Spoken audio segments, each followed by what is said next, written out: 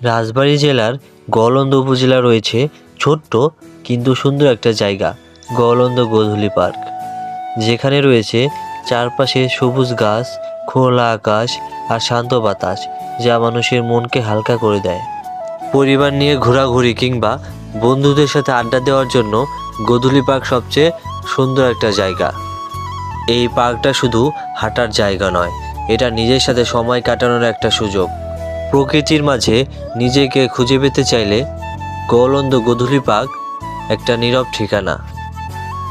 শুক্রবার হলেই এই পার্কের সৌন্দর্য যেন হাজার গুণে বৃদ্ধি পায়। কেউ পরিবার নিয়ে, কেউ বন্ধুবান্ধব নিয়ে ঘুরতে আসে, কেউ আবার নৌকা নিয়ে ছোট নদীতে ঘুরে বেড়ায়। এখানে ছোট ছোট লেক আর এই পার্কের ছোট ছোট ব্রিজগুলো পার্কের সৌন্দর্য বহন করে।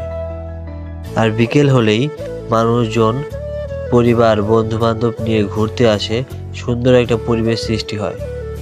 বিকেলবেলা নিরিবিলি সুন্দর একটা প্লেসে বসে গল্প করার মতো, এবং যারা ছবি তুলতে পছন্দ করেন তাদের ছবি তোলার জন্য সুন্দর একটা প্লেস হতে পারে গলন্দ গোধূলি পার্ক।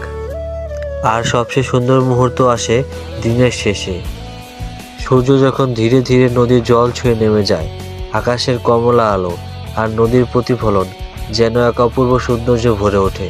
গোধূলি পার্ক এখন শুধু একটা পার্ক নয়, এটা আমাদের গলন্দের গর্ব, গল্প এবং স্মৃতির একটা অংশ।